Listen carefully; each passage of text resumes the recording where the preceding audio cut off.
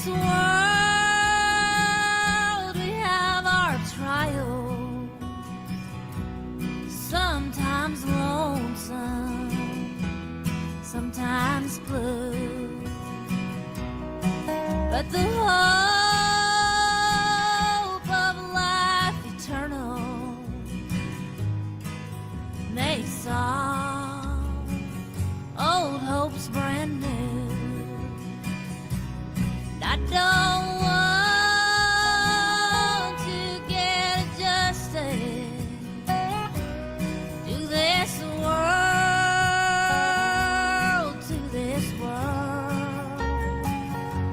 Cause I've got a home so much better, and I'm gonna go there sooner or later, and I don't want to get adjusted to this world. Lord, I'm growing old and weary. There's no place that feels like home. Savior, come, my soul, and ferry to where I never more will roam. I don't want to get adjusted to this world,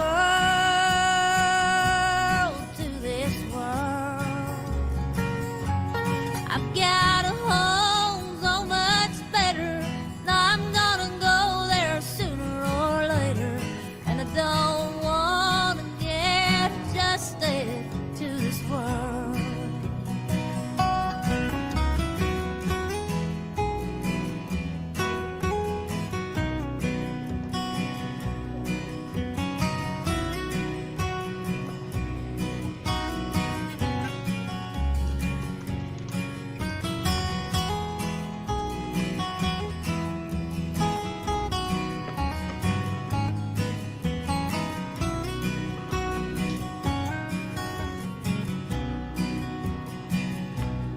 I don't want to get adjusted to this world, brother, to this world. 'Cause I've got a home so much better, and I'm gonna go there sooner or later, and I don't want to get adjusted to this world. I've got a home so much better, and I'm gonna go there sooner or later, and I don't want to get adjusted to this world. All right. Welcome. Welcome all. This is the Bible study. Let me just check my... Welcome all. There it is. That's me. That's my voice. All right. Yeah, we're going to talk about what everybody's talking about. I'm going to talk about, see what Cam has. Cam, I think Cam is going to join tonight. And I think he wants to talk about Portland. I'm hoping he can fill us in on to what's happening back in Portland. Because while things might be in America, and the rest of America, while it might appear that things are changing, I'm always a little skeptical about, things changing. Well, we're all looking, hopefully, for things to change quickly, for some signal event, right, to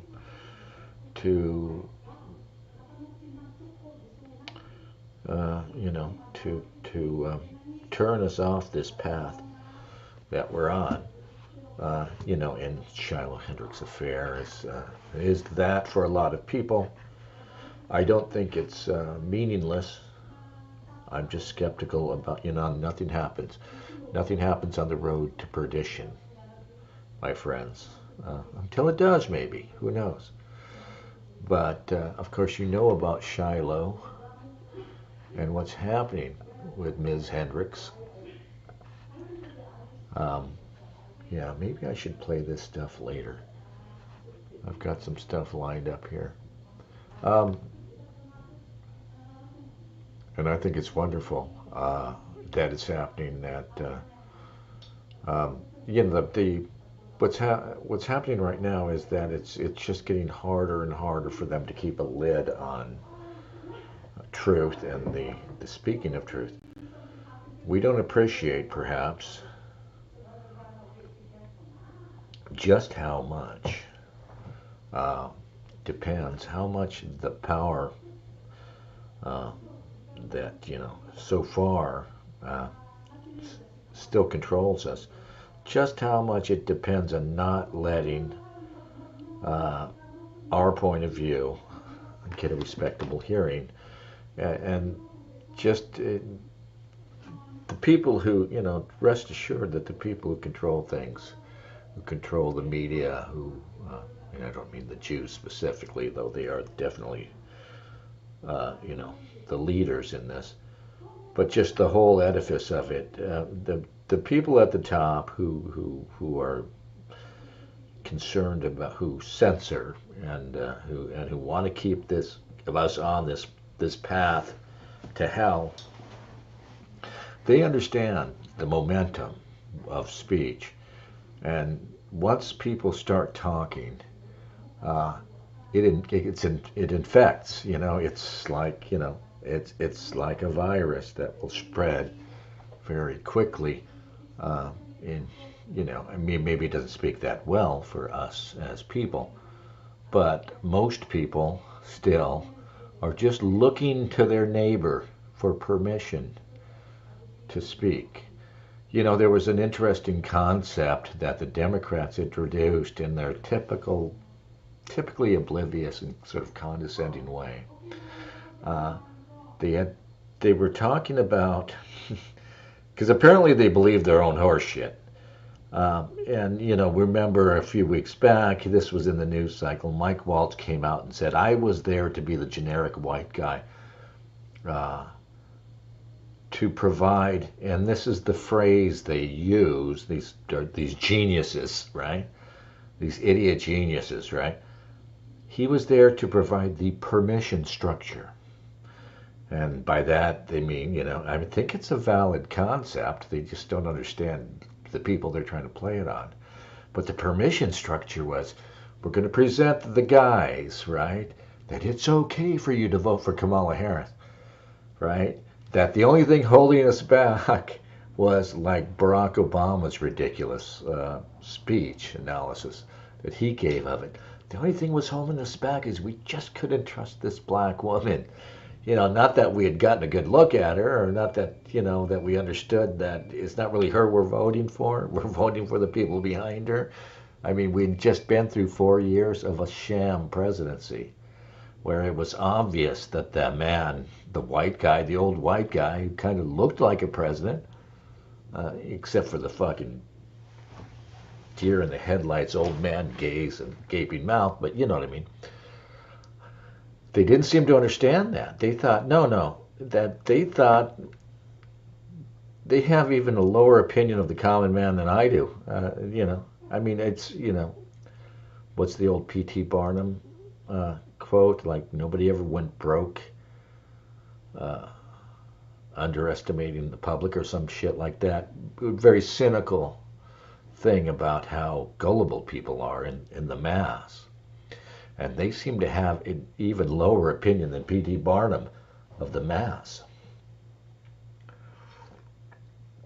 In that they thought you were just waiting for them to signal you.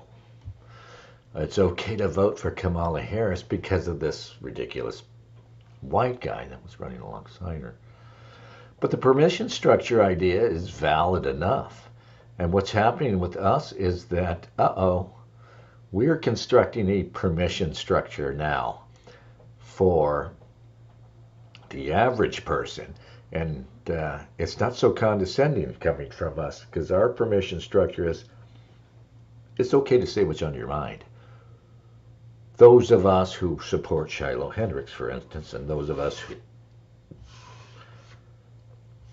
think that using the word, can I say it? That think that using the word nigger is not like, not this mystical thing that they make it out to be. We trust the people. We're providing the permission structure for people to speak their minds.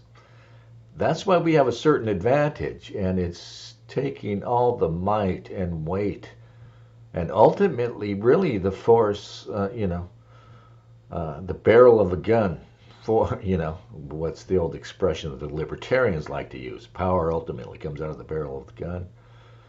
Really, they literally have to use that sort of power to keep a lid on things, right? And we have the advantage of having the truth on our side. And that's why the people who are, arrayed against us, the powers that be, who have no genuine support, they have to astroturf all their falsely spontaneous public demonstrations and stuff. That's why it's taking such great effort. That's why they're more and more desperate. That's why we enter now a more dangerous time than we've been in before, because at some point they might pull the ripcord and say, we're going to go kinetic. We're gonna do something and make this into do something where we can impose martial law or de facto martial law to shut us up. Because again, we have the truth on our side. The permission structure we're constructing is merely, we're fine saying, okay, let's let everybody talk. That's our permission structure. Let's let people speak freely. And we trust that. And like I was saying when I started on this tangent, that the average guy is just looking to his neighbor, he's looking to the news, he's looking around, just wants to see that it's okay to say what's on his mind, what's been dying. It's been on his mind a while. It's dying to get out. The truth does not sit well in silence. It does not sit well when it's trapped inside of you. And when it's a truth so obvious, in this case I'm talking about black violence and stupidity and the reality of it, and the jarring contradistinction of that with the reality we live, the endless propaganda we're fed in television, film, in the mainstream news media, that tells you that black people are angelic figures, and you, white person, are a little suspect. You're fallen, and they are not. And the reality on the street just tells you a totally different thing. And you live with that. People are cowed, but even the average person who at this point has been living under this humiliating ritualistic tyranny, you would think that he's broken. He appears broken. He is in ways broken. But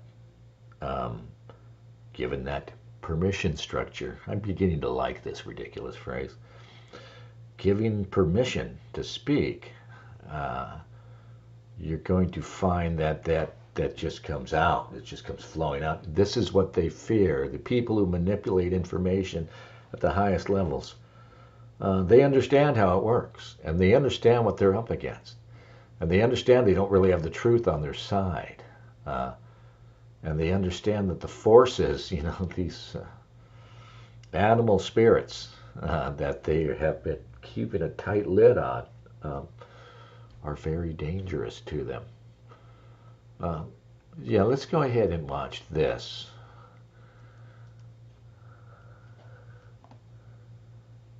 Chris Alton says, maybe we aren't quite as crazy as previously assumed.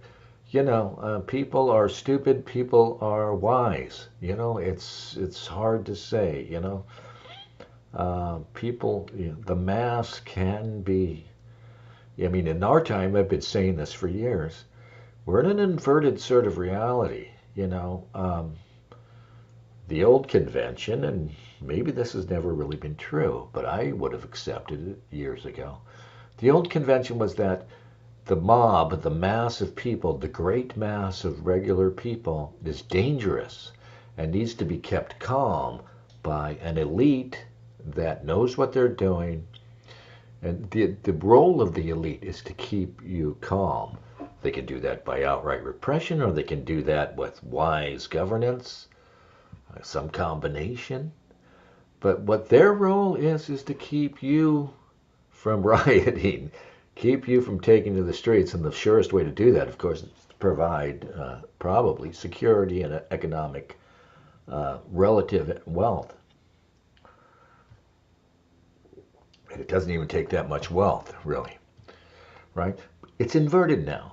Now we have an elite that's constantly trying to get you worked up.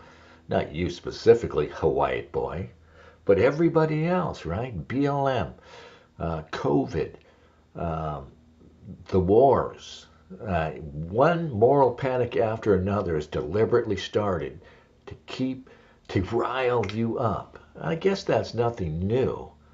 But in our time, it's as if there's always one. There's usually a handful. There's always a handful of them at work at any given time. Deliberately manufactured moral panics. But there's usually one that's brought to the forefront.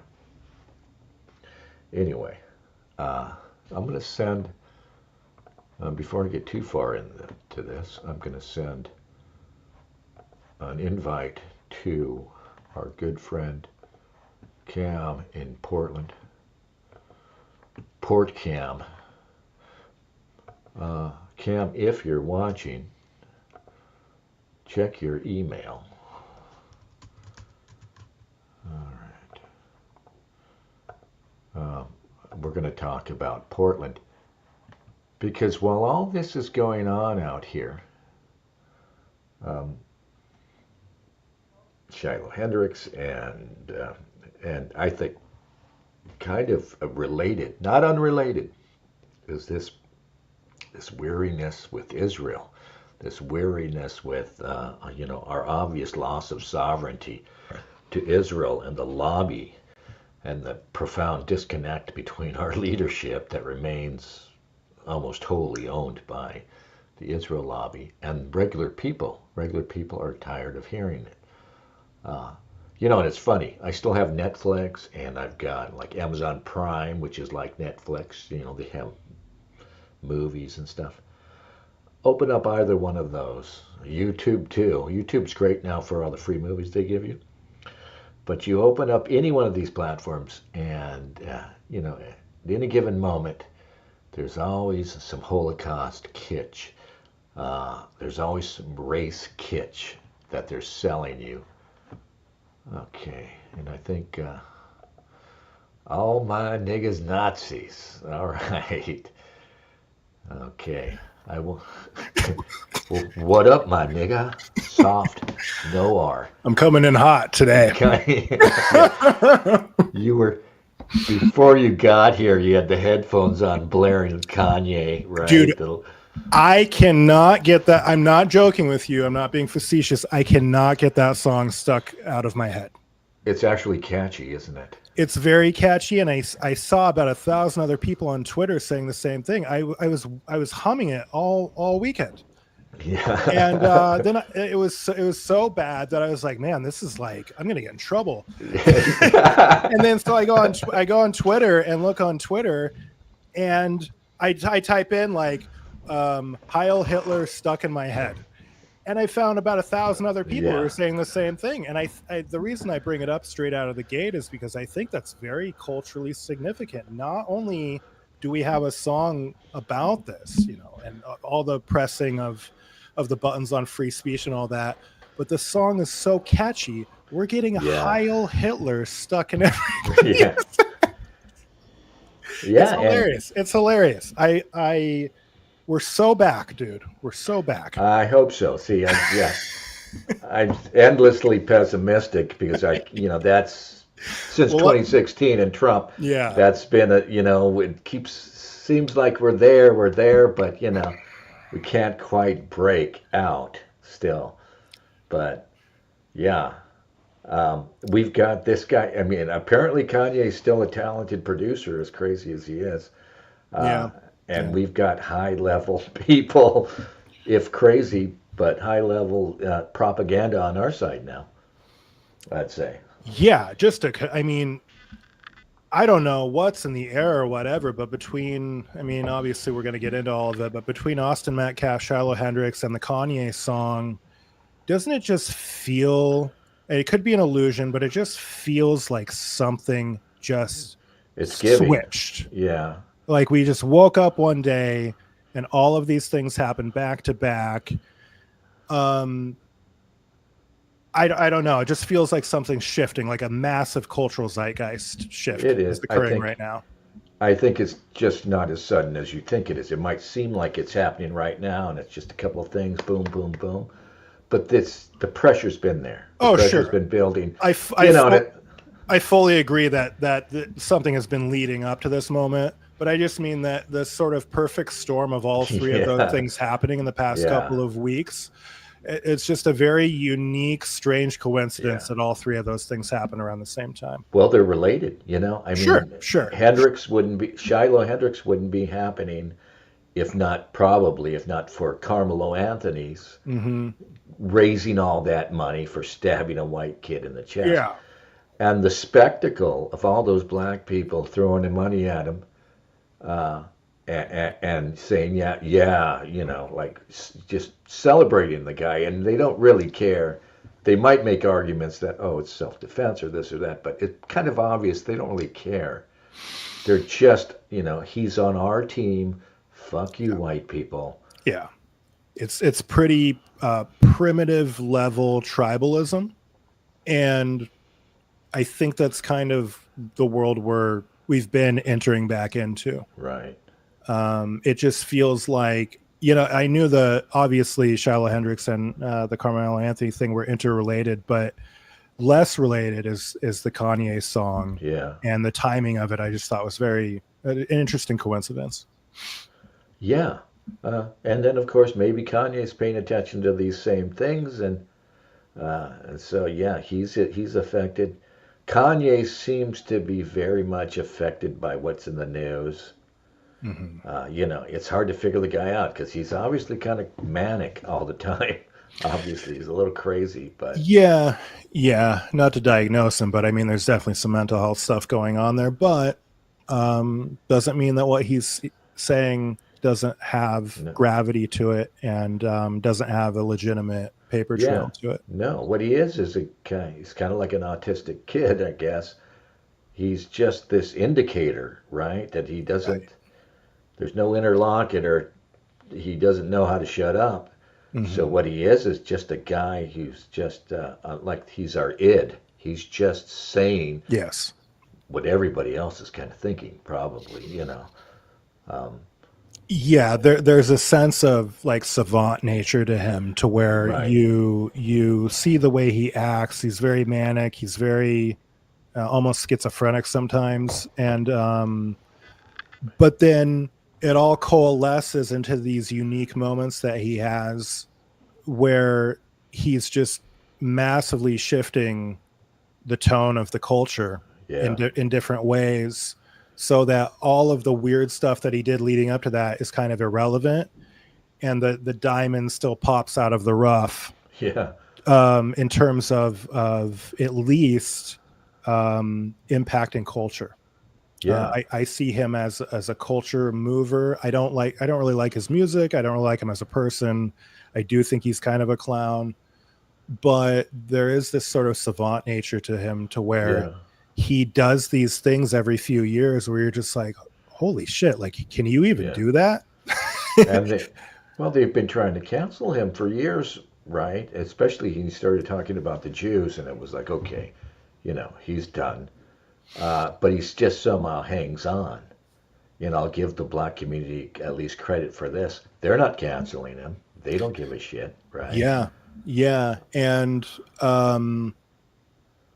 just very interesting timing and coalescing of events with everything that's going on with the borderline mainstream normalization of the JQ stuff, of the noticing, while also it's just interesting. I mean, I know things are interrelated, but you have to admit at the same time, it is just interesting the way things kind of line up sometimes. They're not necessarily just like one thing pinging off another, ricocheting, and one event causing another cultural event. There's just these moments in time and in space where everything just kind of lines up, and then boom, like the narrative has totally switched. Even though there were things leading up to it, I do think that in instances like this, that you have to have a certain amount of just like kind of magic happening where all the stars align, and now half the country can't get nigga Heil Hitler out of there.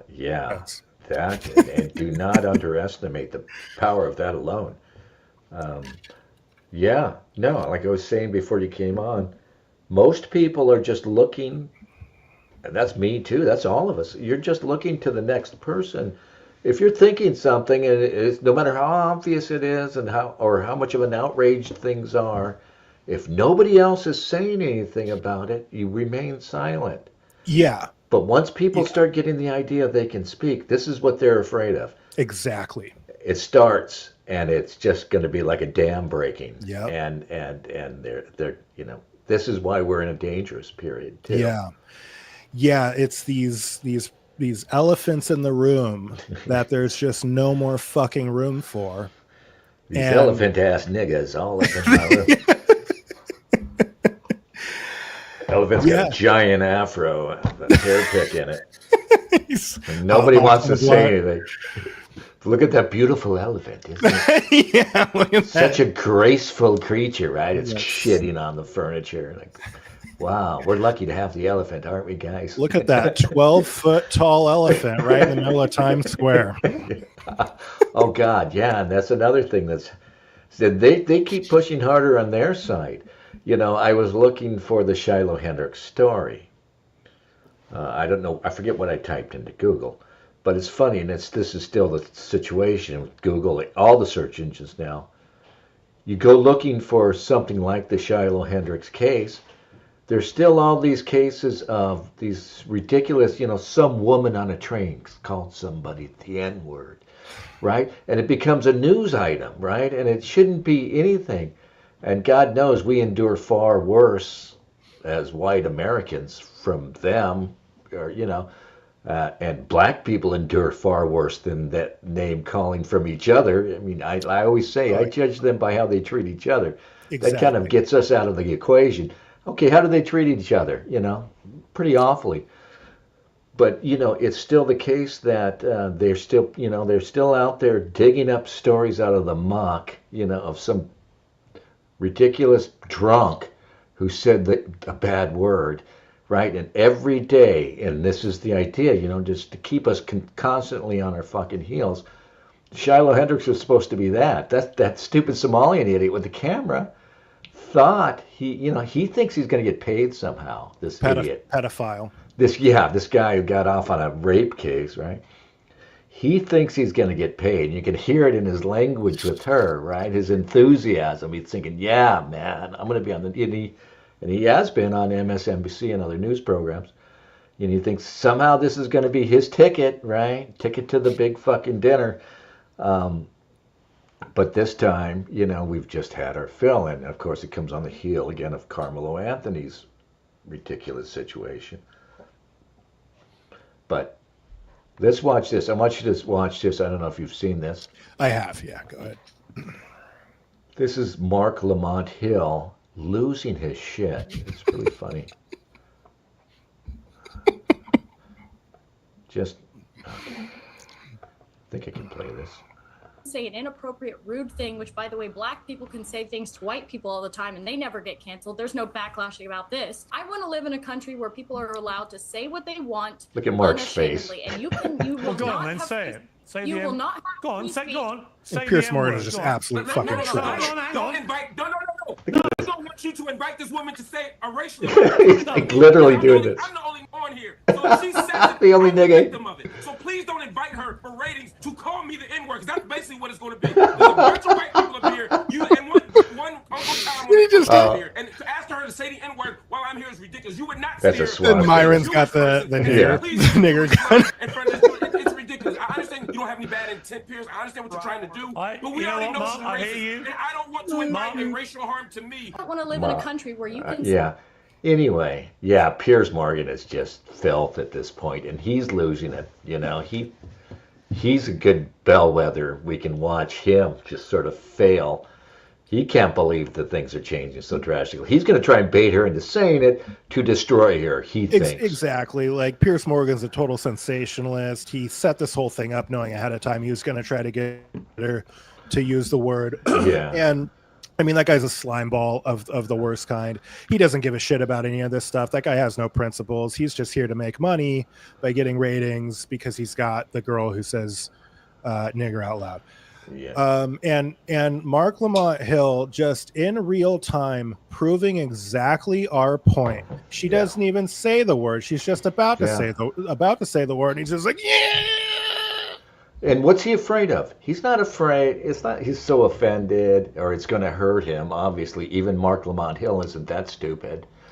He's afraid she's breaking the barrier, and he's telling Pierce, no, don't let them break the barrier. This is our power. You know, if you're giving up this weapon we have over them. That's what's freaking him out.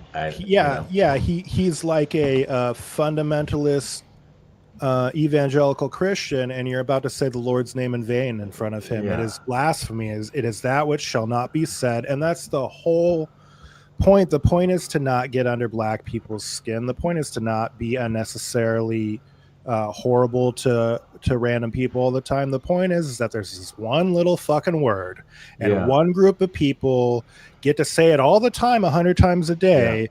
But if anybody else, if white people say it, then they're gonna kick your fucking shit in.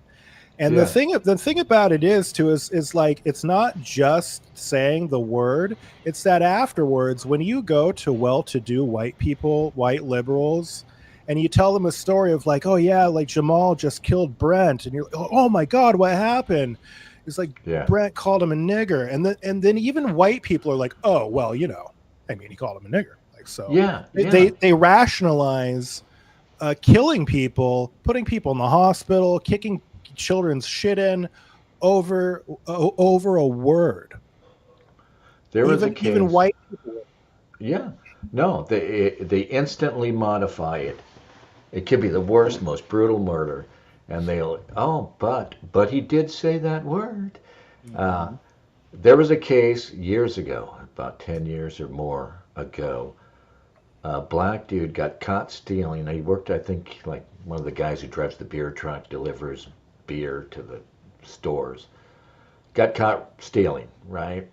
Stealing product. So they fired him. He goes back to work, shoots up the place, kills 3 or 4 people, his boss and, you know, bosses and stuff. But I think he ended up getting killed himself. Before he did it, he alleged that he had been fired out of racism, and there was no doubt he'd been stealing and shit. And the news coverage took that up, right? The news coverage was not about this horrible workplace shooting. The news coverage started from that point of view, and they actually went to people's houses and shit and asked them, the first question they asked, right? Was he fired because he's black? Which is a ridiculous idea in the first place, right? Like, you know, you hire a black guy, he's a driver, the beer truck driver. You know, there are plenty of black guys doing these kind of jobs. You know them, regular guys. They're okay. You know, so why would you hire the guy in the first place? And then one day all the white people get together and, you know, let's do something bad to a nigger. You know, let's fire Tyrone just because we're mean. You know, it's so fucking childlike. Yeah, that's what we do when we're not here. Yeah, there is something very strange, and I actually, you know, I've thought about this before, but I really got to thinking about it over the past few days, considering everything that's going on, about not this idea that even white people will rationalize and normalize borderline killing someone up into killing someone and including killing someone. They'll rationalize that over this word. And there's nothing else in our culture that we can give examples of for that type of reaction, specifically from a white person, where they just extinguish the shock and horror of somebody getting murdered or getting put in the hospital over a word. Like, they'll be totally horrified that this person had this happen to them until they hear what they said to instigate it. And it's like, what other examples do we have something like that? That's real power. Yeah, and I can't think of any. Yeah, it's, you look for. That's a good point, because this is a way to understand for anything, right? Okay, let's go find an equivalent. Even a historical equivalent, right, of this kind of power that black people have been given. And they haven't done it themselves, I mean, I don't blame them. I think it's awful the way they walk, the way they live up to it, the way they accept it, But I don't blame, it's not black people who invented this bizarre, perverse world we live in. But I can't find a single historical equivalent to the situation we have in America. Not just the N-word. Yeah. It's nigger. The N-word is nigger. Nothing. I mean, just on that note, like, people who say N-word, it really, really, really bothers me. Louis C.K. has a bit where he goes, when people say N-word, they're really just making everybody else say nigger inside their head. You are invoking it, right? Yeah, it's like you're putting the responsibility on the person listening to you, so that you don't have to bear the brunt of it. Maybe that's by design. Maybe the evil genius is behind all this. It's a little humiliation ritual. Saying it, obviously, like saying F word, like you're a child. Yeah. But also, you hear it, you think nigger, and supposedly you slap yourself internally for thinking, that word. Yeah, there's very much parallels to blasphemy, to the religious thinking of that which shall not be said. I remember one time I was working in a co-op grocery store here in Portland, and this is years ago, over a decade ago, and some employee called one of the black guys there, allegedly called him a nigger. And I went up to this employee who allegedly witnessed it, and I wanted to ask her, like, straight to her face. It's like, hey, did you hear so-and-so call so-and-so a nigger? And she goes, he shouldn't say it, and you shouldn't say it either. Like, she demanded I say N-word. And it's like, dude, it was just us. We're having a private conversation. Yeah. It's not being thrown at anybody. Yeah. And it's just us right now. And it's a word that a person said. I'm going to say the word that I'm asking if he said the word. And she would not talk to me for the rest of the time I worked with her after that, because I said it. Because you dared say it. Yes. I uttered out loud the word which shall not be said. It's like original Yahweh, like Old Testament. The old Hebrews, you couldn't name God, and it was he who shall not be named, like something like that. So it's taken on that aspect. Exactly. Yeah, I think that alone is a legitimate argument in the affirmative that, for lack of a better term, wokeism has crossed the barrier into a blossoming religion. When you start to take rule sets like that, where you literally cannot make a mouth noise in private, totally devoid of any context whatsoever, it's bizarre, man. Like, stuff like that really trips me the fuck out. And think of all the awful things you can say nowadays, especially, right?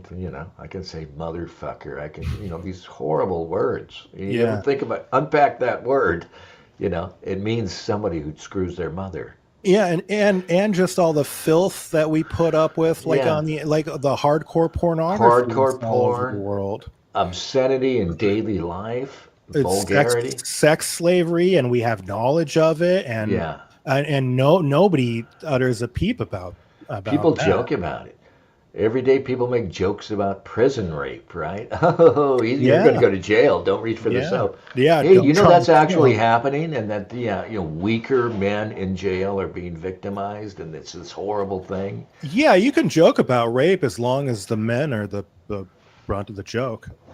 Yeah.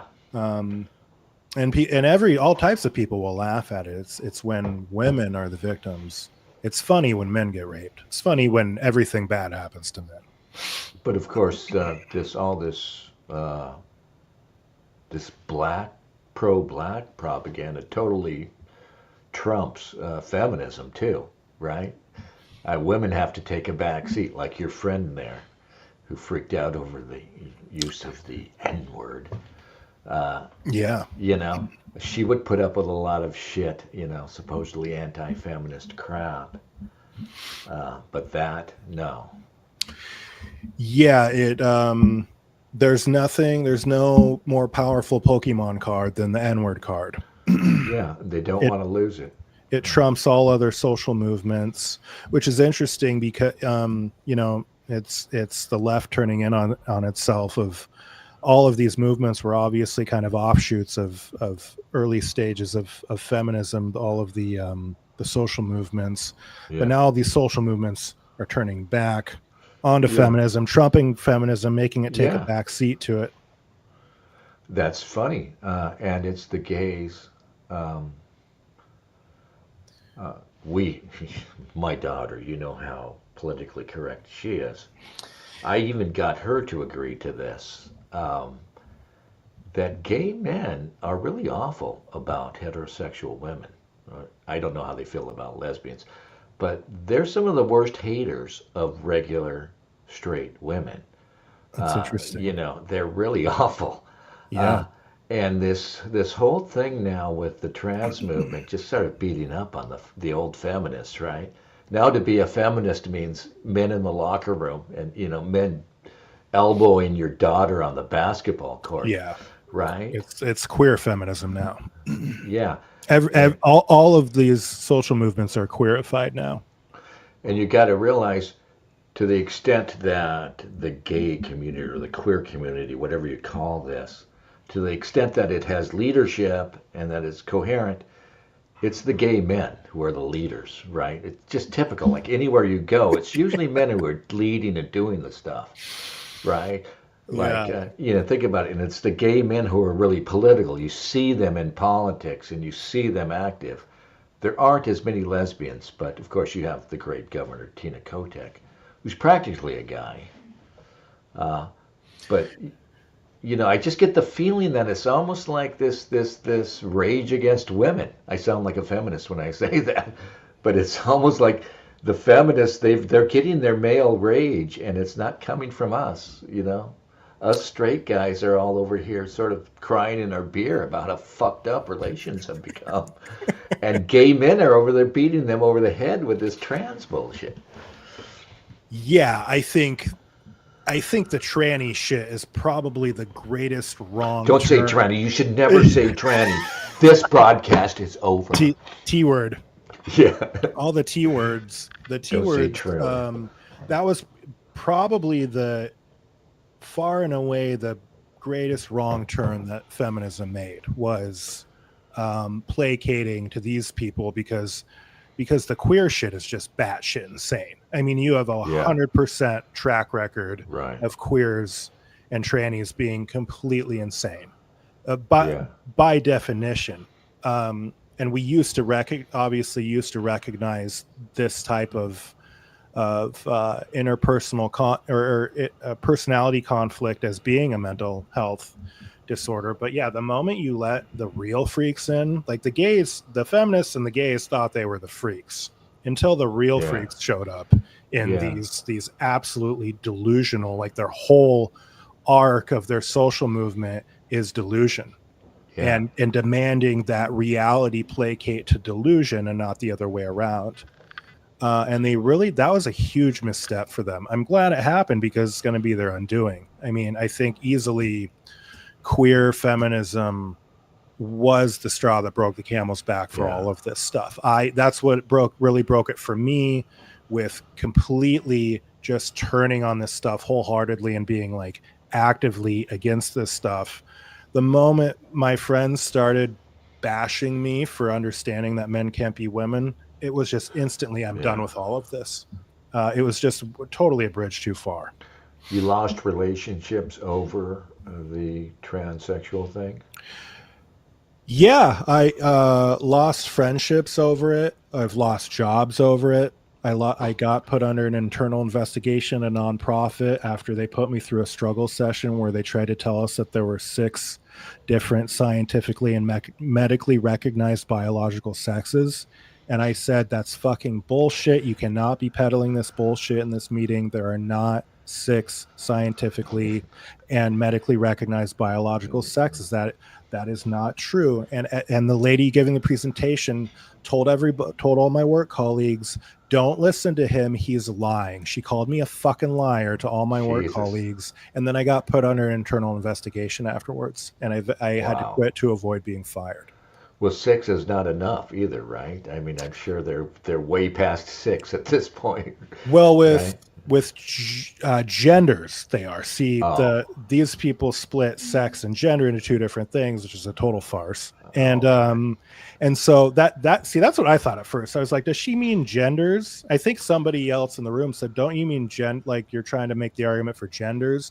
And she goes, no, biological sexes, like organs, everything. She was trying to, and this was way back when. This was like maybe 2016, 2017. Wow. This is like old school freak show shit. And no, she said, no, look it up. So she told everybody to Google it. She goes, he's lying, Google it. Like, yeah, I'm sure somewhere on Google I'll find Google is the truth machine. Yeah. I've Check got Wikipedia. I've got an old DSM.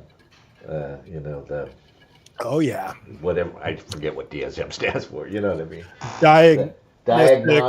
Diagnostics and statistical manual. Yeah. Yeah. Anyways, this is so old that homosexuality is still considered, not a disease. What's the phrase? But mental disorder. Yeah, it's it was only recently that I think they finally changed it in the DSM, but gender dysphoria was we were well into this trans movement when at the same time the DSM is listing gender dysphoria as a mental health disorder. So we had this weird thing going on with people saying, gender dysphoria is just someone who's been assigned the wrong sex. And all the science of the past leading up to this has been a better understanding of it, that gender dysphoria was a mental condition. Like there was a guy named Bailey or something. They canceled him. And this was a while back too. So it's actually been going on longer than we know. It was brewing under this, low level before it broke out. I don't know, about 2020 maybe. But there's a guy who wrote a book, The Man Who Would Be Queen, I think it's called. I read most of it. You could get it free online at the time, but they've taken it down. But he spent his life studying this, and he said that most men who dress up as women do it because they get a sexual thrill out of the idea of being a woman, going about as a woman. Most of them are gay, but not necessarily all of them. And that's still a thing, I think, for the guys, Autogynephilia or?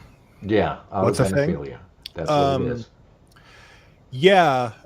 And I think, I have really complicated feelings about, you'll hear people say, oh, well, they're not really trans. And for me, it's like, well, nobody's really trans because transgenderism isn't a real tangible object in the universe. And so, it's interesting to think about the different types of trannies that there are. The autogynephile who gets off on it, who goes into the women's restroom and gets all bricked up. wearing the fucking Victoria's Secret panties. You know, he goes into the stall and like probably pulls them down his ankles and probably like has this narrative in his head of like, oh, I'm such a little sissy bit. I'm, you know, Yeah. it's so sexy. And he's like jerking off the whole time. And, you know, it's interesting to distinguish that from, and that would maybe be more of, and then there's like rapid onset gender dysphoria where people fall into a sort of cult-like mentality online with it. And then, you know, they're usually autistic with pre-existing identity issues. And then they just start going down the tranny rabbit hole. And then there's kids who like from age 4 are like heavily gravitating towards girls' toys and having preferences about the way that they dress. And I don't believe that every single case is necessarily that the parents are like pushing it on them. I just think it's most often the case. But I do also think that those kids are probably just gay and they're sissies. And they just, you know, from a young age, they just identify more with the sissy la way of socialization than the masculine form of socialization. Well, now you get, what would have been a sissy before, and now he's raised only by his mom. And she, you know, she views, you know, these women, single moms are maybe the biggest single factor in all our failure right now. You know, they take these kids as little accessories, right? And it's like exactly. they're proxies, you know. It's like Munchausen by proxy. And they, you know, they love, like, who was the high-profile kid? They made a reality show for him. He went through the surgery. Jazz. And then Jazz, you know, last we heard of Jazz, he was this unhappy, overweight, you know, fake girl. Who's probably going to end up killing himself. Yeah. Because he cut his dick off, and you know I guarantee you that guy's going to transition or detransition.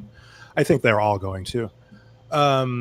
Maybe 1%. I think you're talking maybe 1% of transgender people who are have become trans in the past decade are going to live their lives fully as the new tranny identity. But yeah, Jazz has to put a dilator in the hole where his dick used to be. Yeah. And he's going to have to do that every day for the rest of his life. He's going to get sick of it. He's going to have reconstructive surgery after reconstructive surgery. It's going to cost him, and you know, all things said and done, about $250,000 throughout the course of his lifetime to keep the charade up. And these surgeons are laughing all the way to the fucking bank. And the one who performs more transgender surgeries than anybody in the country is some pink-haired fucking twink freak right here in Portland. At OHSU. Have you seen this guy? No, but I know OHSU is a hot spot for it. Maybe, gosh, if we can pull him, it might even be worth pulling. I don't know how much time you want to spend on it, but pink hair, nose ring, very suspicious nose. If you know what I'm saying. Yeah, we're all bold with the N-word, but we're not. Yeah, there's. I don't want to get killed, man. There's a line. Yeah. No. Whoa, buddy. Yeah. No. I definitely do want to talk about that gently later. OHSU. Let's see. Let me see if I can find his name. Gender. Oh God.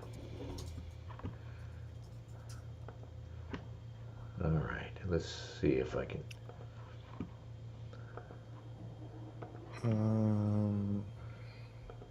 Here's a story. Here's the OHSU website.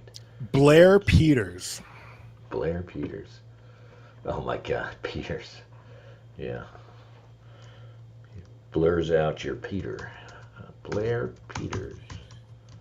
Blair Peter Eater. Oh my God, yeah. Yeah, isn't it just like the spitting image of everything you'd envisioned? Blair Peters, he, they. All right, here he is. I myself went through my own sort of gender identity and exploration of my own queerness, and as like a teenager and young adult, I clung to the term gay because that's all I had, that's all I knew. but it never felt right. I never felt at home in that label. And it was over time as I started engaging more and more with the queer, trans, and gender diverse population that I really felt comfortable and started encountering people that looked like and felt like I felt, and learned the language that they used, and then really found then the I cut their apply to penises myself, off. which are queer, gender diverse, and that's where I live. I'm Blair Peters. I use he, they pronouns. I'm a plastic and reconstructive surgeon at OHSU, and I specialize in gender affirming and peripheral nerve surgery. I describe gender affirming surgery as using surgery to help someone physically actualize their internal sense of self. So I view surgery as changing something that makes someone feel dysphoric to make them feel euphoric and better and more comfortable in their own body. Or after you know, when someone sees their vulva for the first time and you can see that you've just lifted this huge burden off of you. Well, it wasn't that big, but thank you. An adolescent patient that hasn't been going to school for months and is completely and I think we just lifted the huge burden of your fucking mortgage payment for the rest of your life. Right. With every single surgery you perform. I think we just lifted your burden of that huge how you're going to pay payment for the fucking Ferrari you just bought. Yeah. This fucking monster, dude. Yeah. Gender affirming care. Look at him. Fucking Christ. Always the glasses, right? Always something with the glasses. Yeah, the glasses become a whole part of the personality, the hair. He looks like a fucking James Bond villain, dude. Right. Fucking turtleneck, like Dr. fucking Evil, literally. And this guy talking about how he's changing lives and people are experiencing alleviation after he cuts their 11-year-old dick off and probably fucking rolls it around his mouth before he spits it out into the fucking trash can. And they see their vulva for the first time. Yeah, this gash he's left in them. How fucking horrible. Just a real life monster, dude. A real life fucking monster. Could you imagine working there and you're around this guy and you start to have doubts and you have to live in fear of this bizarre freak? Yeah, he's a Bond villain all the way. Yeah. It really doesn't get much worse than this. This guy... Yeah, you know, I don't even want to say what I want to do to him because... in Warcraft, right? Yeah, but I would be greatly elated if something bad happened to this guy. Yeah, they have a list here of all the things they do. Adam's apple surgery, body contouring, facial surgery, genitoplasty, hysterectomy, nipple reinnervation, whatever the hell that is, oophorectomy, orchiectomy, vocal surgery. So it's all about creating the fake, right? They do vocal surgery because the poor bastards, you know, they're trying to look like women and they have a voice like one of ours. Yeah. And that drives them crazy. All these big words that are just different ways of ruining your fucking life. It goes so against their bullshit, their philosophy, such as it is that none of this should matter, right? I mean, I could proclaim myself a female right now, and supposedly there's nothing about me that says, you know, that is inconsistent with being a woman, right? But all of these surgeries, we're going to take out your Adam's apple. We're going to try and make you look more female. We're going to try and give you hips. Who was that guy that did the beer commercials, right? The gay boy. Mulvaney. Dylan Mulvaney. He went through, he went through all this plastic surgery he was already a sort of delicate for a guy already, kind of a girly guy. But he goes through all this surgery to try to look more like a woman. So the whole thing is, you know, it's so obviously they're trying to, you know, create the image of a female, which is based entirely on, I'm not the first to say this, but it's based entirely on all of these criteria that they themselves say are, you know, patriarchal and oppressive and not true. Above all, there's no typical woman. How dare you? But here we have a whole list of surgeries to make you look like that, you know, Marilyn Monroe, supposedly. Yeah, and again, what a strange irony that feminism births this movement, and then it comes back with the most hyper stereotypical oversimplifications of what it means to be a woman and just throws it in feminism's face and goes, fuck you, we run this shit now. It kind of reveals how it's all been a lie, you know, at least the part about sex. You know what I mean? Feminism originally wasn't like this either. You know what I mean? The old suffragettes before the 60s, like early 20th century, they did things like they didn't want women working, for instance, right? And they still thought of motherhood as sacrosanct. And like they opposed things like back then, you know, they had, you know, sweatshops here in America. And one of the groups that got exploited in these places were young women, poor women who had to work, were working long hours in sweatshops. And one of the issues for the early feminists was, we got to get those girls out of there. It's you know, they were right. You know, it's disgusting to take young women who are, you know, coming upon their childbearing years, who should be getting married and having families, and putting them in fucking factories.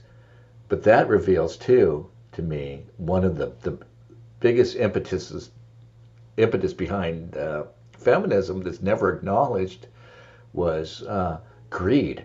You know what I mean? When it's hit hard in the 60s, it was about bringing all these women into the workforce. Oh yeah, you don't have to stay home. Come out and work. Be independent, you know? And they come out and there are all these jobs where they can compete with men, and they were underpricing men, and they're still underpricing men in the workforce. You could hire a woman cheaper. And, you know, they can do a lot of these jobs that, you know, I think there's a lot of bullshit. The girl boss thing is a lot of bullshit. Fewer of them are going to be CEOs. Fewer of them will be in creative fields.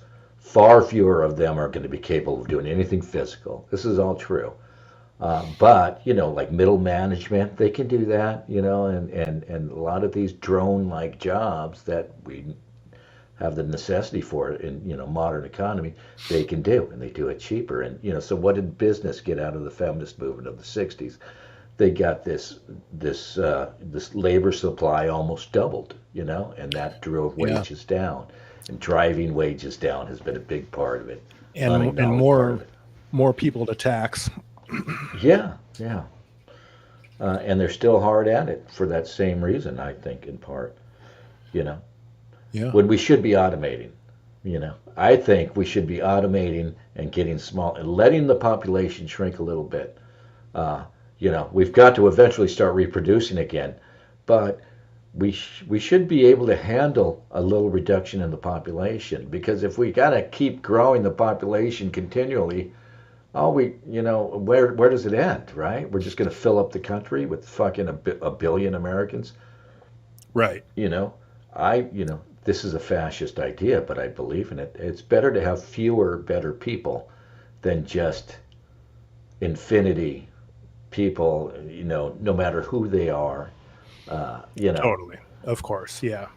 But yeah, I'm not sure where the population thing goes. I was just talking to my mom earlier today about this, about just how wrecked dating is, and how people are not getting married and having kids in the numbers that they used to anymore. So I don't know if that's the way it works, though. If the population, if you can have a cultural movement away from marriage and away from family, and then it'll eventually level out and people will start having kids and start having start getting married again. I kind of feel like this is kind of a one and done thing, where if we get to the point where very few people are interested in having kids and getting married, then that's just kind of it for the population in general. I mean, it is the idiocracy. Like, it is educated white people that are choosing not to get married and not have kids. And I mean, everybody else can't stop fucking, though.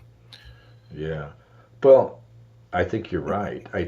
There are people they're out there who make the argument that, you know, if for instance, if buying a house gets more affordable, if it gets more affordable to start a family, and maybe if we get women in line, I think eventually, to save ourselves, we've got to put women back in a box. Honestly, it's just that bad.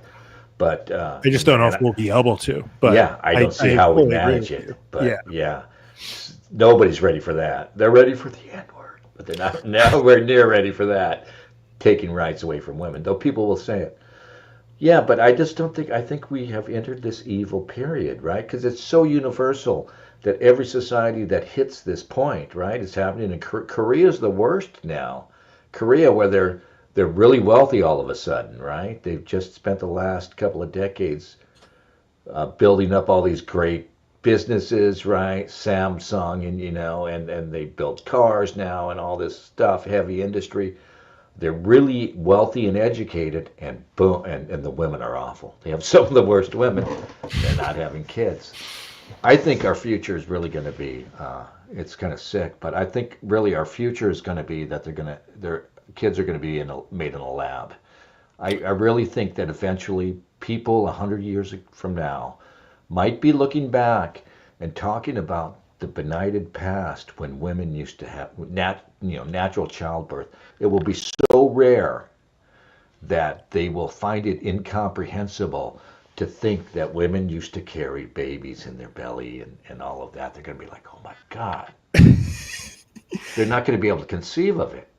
Yeah. Honestly, because it's either that or we just die off. It's either that or we just slowly die off.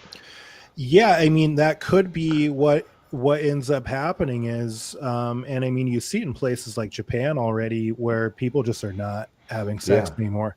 And I mean, we're on track to have majority sexless men probably sometime in the next 2 decades.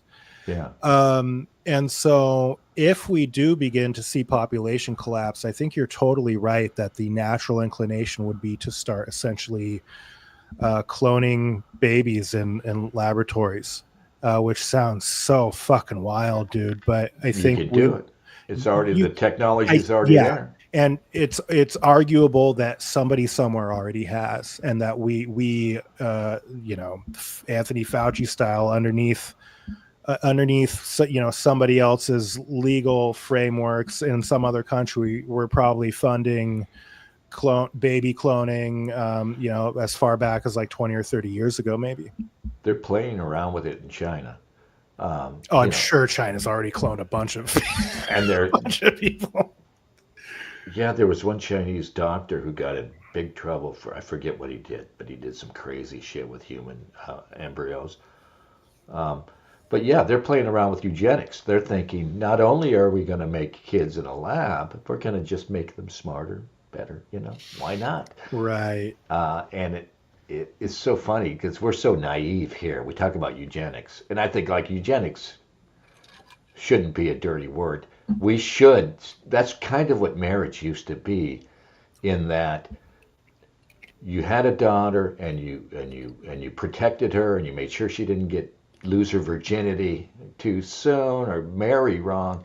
And the whole idea with matchmaking and marriage was about making a good match, right? Like you wanted to marry up, and if you had a daughter to marry, you wanted her to marry someone successful, and they would breed presumably smarter, better kids. Really, eugenics has always been practiced through marriage laws, but now they talk about it. They just talk about, the Nazis, euthanizing mentally retarded people and stuff. Okay, yeah, I'm not for that, but it's kind of like when you say it out loud that that's what you're doing, that then it becomes taboo, but everybody kind of knows that you're right, that we have kind of been practicing that already just by natural selection, having preferences on how you want your kids to turn out. We've been doing the same thing with segregation. We talk about how we want to live in a multicultural society. Well, not us, but people. And yet look at what we're doing. We're all self-segregating. You go to, you're in Seattle, where the International District is, that there's a black neighborhood, that there's a Vietnamese neighborhood. And yet we're doing the exact thing that we're talking about not wanting to do. We're just not really saying it out loud. It's kind of a don't ask, don't tell policy. Yeah, and I mean, one of the last white areas is where I'm at. It's like going back in time. Just I like, love it. It's like going back to the 90s. It's not I love it. It's not lily white, you know. In fact, it's not quite white enough, really. But yeah, Yeah, beggars can't be choosers. But great segue back into yeah. Shiloh Hendrix. I didn't know why we got sidetracked. We took the de facto obligatory tranny diversion route for a minute, but you brought it back home. Yeah, well, I did want to talk about what's happening in Portland because I have this this idea that Portland, no matter what happens in the rest of the country, Portland is not going to give up. No. You know, because here, let's share this. I don't know how closely you followed this story, but it's the Catholic school thing. So, and this is interesting. Yeah, I read it. I actually read deeply into this. So, if you want to talk about it, we can. Yeah, just fill us in if you can on what's happening. So, yeah, the general gist of it, and I think probably if you want to play this little news blurb, they'll give you, okay, maybe, yeah. Do you want to watch this and then I'll tell you what really happened? Yeah. Well, that's what I was telling you before, that it's funny how all the headlines were just taking uncritically the charges against the school. Of course. Yeah. I think that's eased up a little, but let's see. Okay, we'll listen. A family is demanding a local Catholic. I'm wondering if they're related. Attention. Yeah. Catholic church, school rather, take accountability after their son was expelled from the school days after he reported being called a slur while on campus. Now the principal at the school is on leave, with her attorney stating it was for her personal safety due to emails she was receiving with a threatening tone. Celine Stevens is live outside the Madeline School now to break it all down for us. Celine. We sent the black girl out to cover the story. Of course. Don't you love how they always do that, man? Yeah. They're not even hiding it. Yeah. They would never send a white reporter on this story nowadays, ever. Tim, Stephanie. So Principal Tressa Rath's attorney informed me today that she was put on leave Wednesday, and now the vice principal will be taking over her duties here at the Madeline School. So this all came to a head after parents of a fourth grader say that their son was called a racial slur while on school grounds at the end of March. They then went to the school to try and address the situation, but then the principal called 911 on them. Just 3 days later, their son was expelled. As a Black person, we all remember the first time that word was directed at us. And so we knew that pain. Really? March 30th. I don't believe that. I don't. The first time was, you were hearing it in the crib, people going nigga, nigga, nigga. But anyway. First, Karis Stoudemire Phillips and her husband, Mike Phillips. I just look at that brother's face and I just think, even if he wasn't in this context, I'd be like, I don't trust this dude. And the performance these two, I don't know how much this particular interview is going to roll of the footage of the interview of the parents, but the performance that these two fuckers put on is just like Oscar worthy, man. Like it's like you're watching some Oprah Winfrey produced, like, we can't take it anymore kind of over dramatized bullshit. This guy in particular is really going to ham it up. Yeah, and I've noticed also, before I start this up, they all the reports, they say, okay, he was called the word. Either they don't say allegedly, just take that as, and then they say, oh, and they went to complain, and then the police were called. And we all know it isn't that they went to complain and the police were called. Some scene unfolded, right? Oh, yeah. Yeah. They were in there screaming at the principal, like Carmelo, what's his name? They wouldn't leave. Yeah. Right? Start repeating words. Yeah, and finally they called the cops. Yeah. Phillips received a phone call from the Madeline School that our son had heard, and the N-word had been targeted towards him. The couple rushed to the school to check on their son and comfort him. They also wanted to know what the school was going to do. Like he was crying in a corner, right? Hugging like his some knees. action movie, and they're like running red lights. Yeah, I would love to see a dramatization. They should make it like a movie of the week. To do, but instead, they say they were met with pushback from Principal Tressa Rath. We were just wanting answers, and she stated that if we don't trust her, then we can take him out. He can go somewhere else. She yelled at us, "If you don't trust me, then why do you even have him at the school?" is what she said to us. They were handed this notice about staff response to bias. It is a good question, though. I think they put him in this school because I think this is part of a plan. This is typical Yes. Portland. Yes. These people are activists. They are not just some random couple. And they don't like the Catholic private schools around there, which they're probably pretty liberal, but they're definitely not fully on board with all the crazy wokeness of Portland. So anything like that exists in Portland has to be eventually brought to heel. And this is something that's played out in Portland over and over again. They did it to OHSU. They did it to the police bureau long before the George Floyd riots. Yeah. That they gin up controversies just like this. And I think these people put their boy in school. They're using their kid specifically to start this shit. Yeah, so I mean, I don't know if you want to watch this whole thing. I think we've kind of gotten the gist of it, but so yeah, I agree. They are totally using him. I think they probably. So I mean, look, what the news report said. That's basically the deal. They put their kid in this conservative Catholic school for whatever fucking reason, I don't know. He was in Portland Public School before. He was in woke indoctrination camp before. They put him out of nowhere into this Catholic school, and he allegedly gets called the word that shall not be said. And then he tells his parents about it. They rush to the school, run through all the red lights to save him from the sheer terror of the word. Yeah. And then they go. So they march into the faculty office. They demand to speak to the principal. The principal has already spoken to the kids, both parties, has basically determined what's going on, which is obvious. And the parents get there and they start hooting and hollering. They're flipping the fuck out. The principal essentially says, after some investigation, I think your kid probably made this up. Like, just straight up tells him, I think he made it up. And I think he made it up because you had him in this woke indoctrination factory and now you have him here. And people do shit like this all the time in Portland public school system.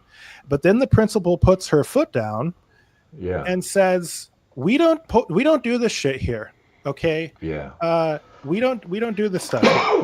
And the parents lose their fucking shit. They flip out.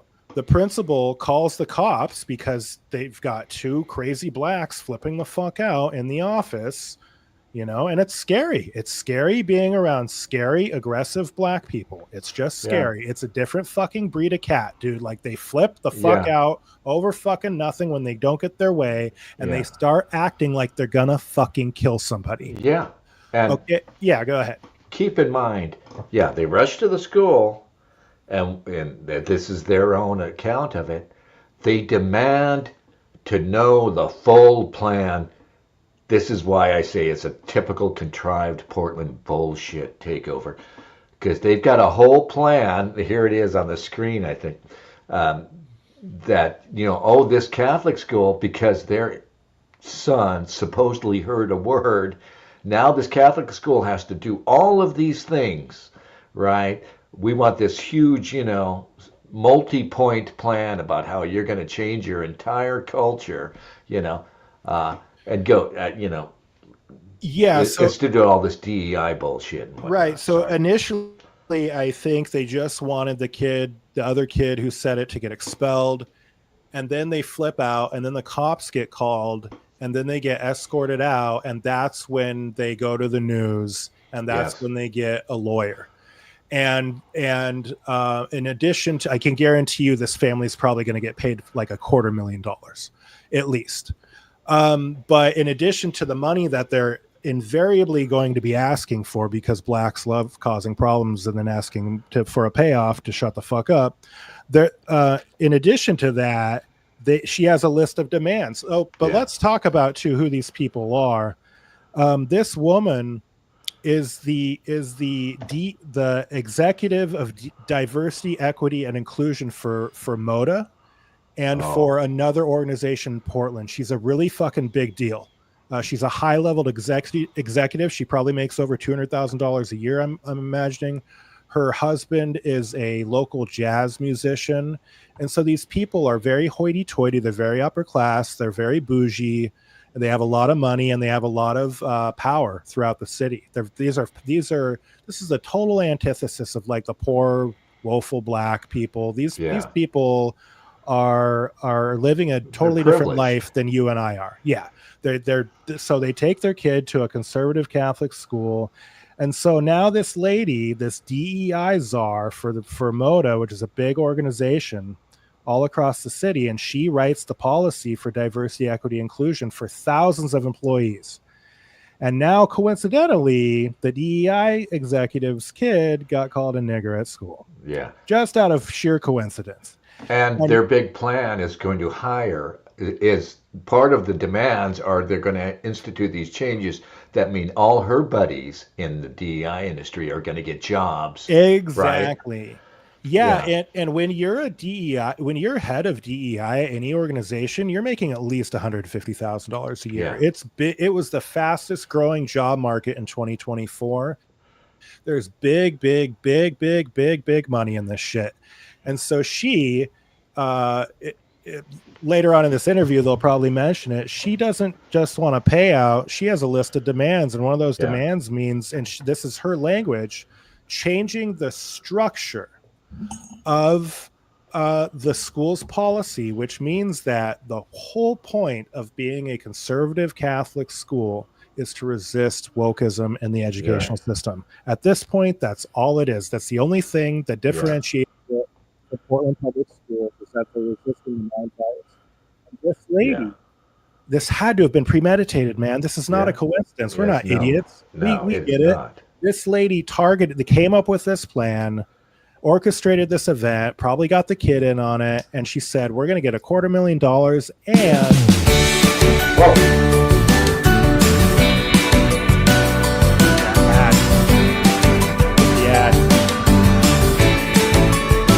Got an ad going. What the hell? Wow. There's an ad on that website. Feckin' autoplay, man. But she's gonna be the new policymaker for Catholic schools in Portland that they've been captured. I think if this goes through and the school caves on it, that's basically it.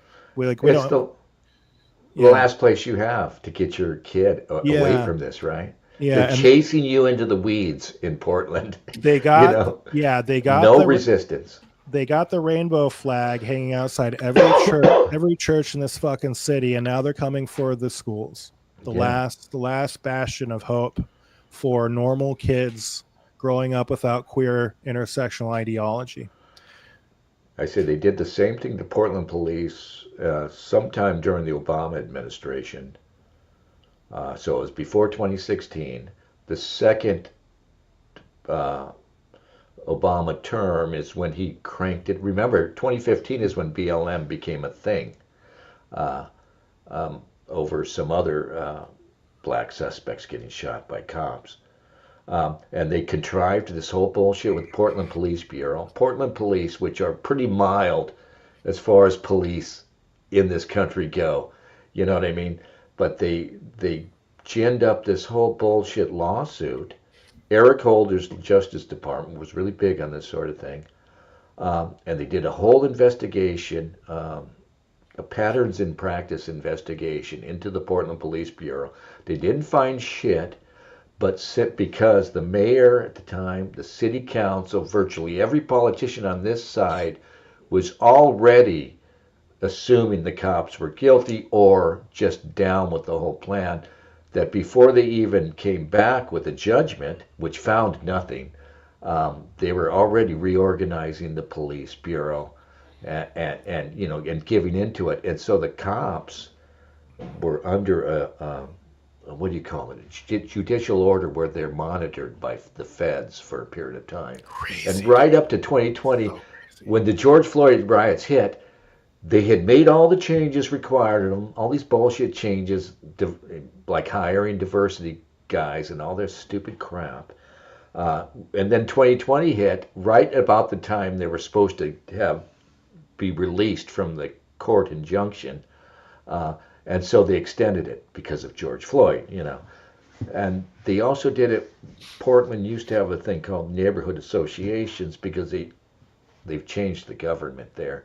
It's probably awful now, but they used to have a weak sort of city government in Portland. They have a mayor, and they had a mayor and 4 council members. That was it. They didn't have a lot of power. So they had neighborhood associations, which were comprised of people from given neighborhoods, East Side, Southwest, our old neighborhood, and these were like community organizations that got together, and they had a lot of authority over, most importantly, probably development, like density, because that's a big thing. They want to build more and more apartment blocks to house, the Somalians and shit that they're going to bring in. But there was the Southwest. Remember, Southwest is always kind of conservative for Portland. That neighborhood association was a problem.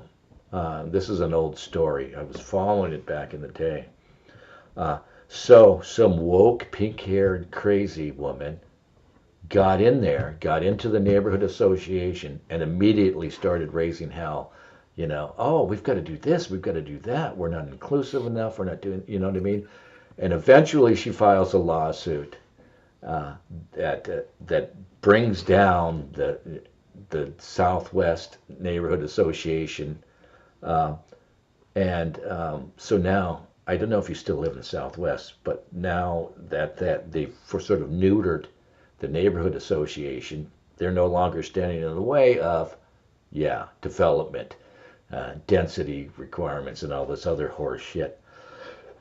Because hand in hand with our DEI people are the real estate developers, who they want to tear down old buildings and build new stuff, or else they go out of business eventually, and they're really big with this crap.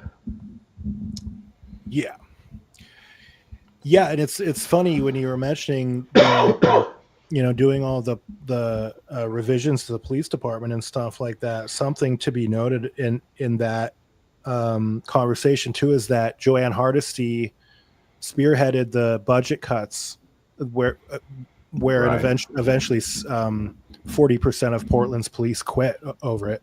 Right. And she, I still can't believe this happened. It's totally shocking.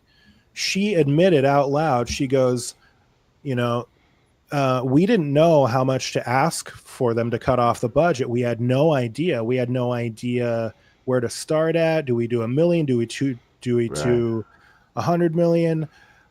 She said she had there was no logic behind it, and they just flippantly came up with the number of, let's ask them to cut the police budget by $10 million a year. And she said, to our shock, they just said yes. Yeah. They had no plan. They had no reason to ask for that specific number. They just said, hey, how about, I don't know, 10 million? It's like social distancing and Yeah. masks. Let's just find a number. Yeah. And then Wheeler, being the police commissioner, which is another crazy thing, is that the mayor in Portland's the police commissioner, was just like, he's just like, out of sense. He's just like, okay, whatever you want. In 2020, Wheeler was just giving in everywhere. Yeah, she wanted more. She wanted to cut it in half. She wanted to cut the police department in half the personnel, half the budget. Yeah. And that money wasn't going back in the bank. That money was to be transferred to her buddies in the DEI industry and the anti-police fucking complex. Which is so fucking corrupt, and it would have just lined her pockets and other people's pockets. As bad as things are now in Portland, they would have been that much worse. Because I think they only ended up with 15%, because people wised up. By the end of the summer of 2020, people had already had enough. But do you remember when BLM was really fucking popping off in Portland? Seeing the lines out the door and around the block at every gun store in the city, right? And these weren't like good old boys from middle of Oregon coming into town to. These were like regular hipster liberals who were who are like the anti-gun people, and all of a sudden they're like, hey, black people are kind of getting a little bit out of control, honey. I wonder if we should buy a gun. Well, and I remember news accounts of it, and the news was trying to portray it one way, like, oh yeah, so now these liberals, good liberals, and black people are arming themselves because they're afraid of the Nazis.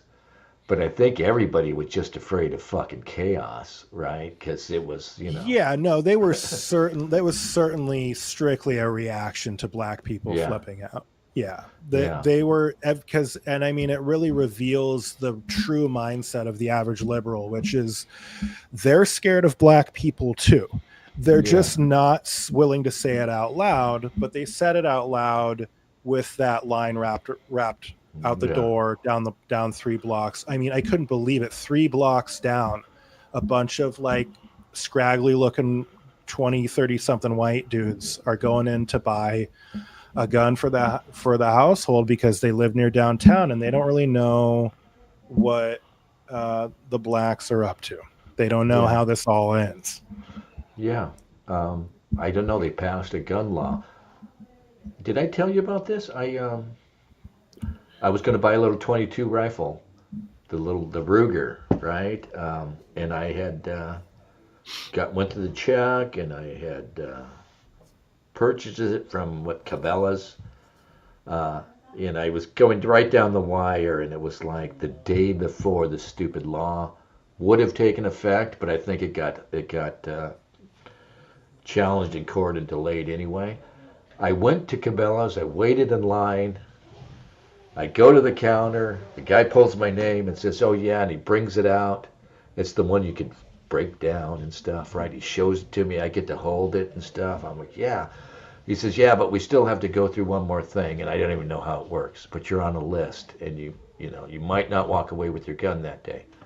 So he takes it back, and then he comes back without it, and he says, oh no, you're like 10,000 names down on the list, so there's no way that you're going to get to take your gun home today.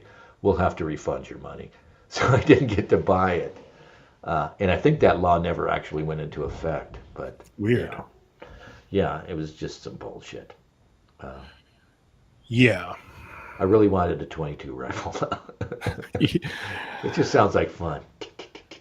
Yeah, I've been thinking about getting a 22, and just because the ammo's so cheap, I think it's good for practice, and ammo's so expensive now that it makes more sense. But when shit falls apart and we're living on squirrels, it'll be really useful. Squirrel pie. Yeah, I mean that was my reason that I mean, it was the blacks too. I'm going to be honest. I bought all my guns when BLM really started to pop off because it was just common sense. But the other part too is the longer term pessimism I have towards the way things are going in this country. I just don't understand how people can live day to day at this point without being gun owners. At least something that's just sitting, you don't ever think about it, it's just sitting in the closet somewhere all locked up. Secured away, just as like a contingency plan of some kind. I truly do not understand people who think like that in today's world, especially. And I think really the impetus behind gun control, it sort of eased up. The lefts, they're always going after gun control. They still are. But it seemed to ease up in 2020 as that, in a place like Oregon too, especially. But you have concealed carry there still too, right? Yeah. They have it here too, in Washington, but Washington State is out of control though. I think we're actually more lunatic left than you guys are at this point. Maybe, yeah. It's a close call. Our new governor, a guy named Ferguson, he's like Tina Kotek. They're capable enough people. They're not idiots. They're known for being very effective politicians, and he's making his whole administration about being anti-Trump and just pushing hard. I've got this whole idea that, if the rest of the country wakes up and starts going, gets off this path and starts, reforming around sane rules, we're not in the, in Portland and Seattle. We're going to be like fucking little amusement parks of the past. Like, you go to Knott's Berry Farm and see how people used to live. That's what Portland and Seattle is. This is what it was like in the early 20th century. Yeah, 21st century. Yeah, we might become kind of like a time capsule. For Portland especially, I don't think they're going to give it up. They've been like this for so long, and it really makes you wonder, like, do you ever wonder about, like, it's not a coincidence that Portland and Seattle are so close together, and they also are the most ideologically insane demographics of people in the world in terms of identity politics stuff. Do you think there's and also Washington's home to the biggest serial killer in history. People in Portland have unusually high self-reporting of mental health disorders, depression, things like that. Do you think there's something about this area geographically, like all the rain and shit, that makes people into lunatics disproportionately? I don't know if it's the weather or it's the human stock that came here, the people that came to this part. The white people that came and settled this part of the country are overwhelmingly Northwest European, the most liberal people, and Portland, especially in Oregon, also drew in, this kind of oddball, right? Keep Portland weird. Remember that?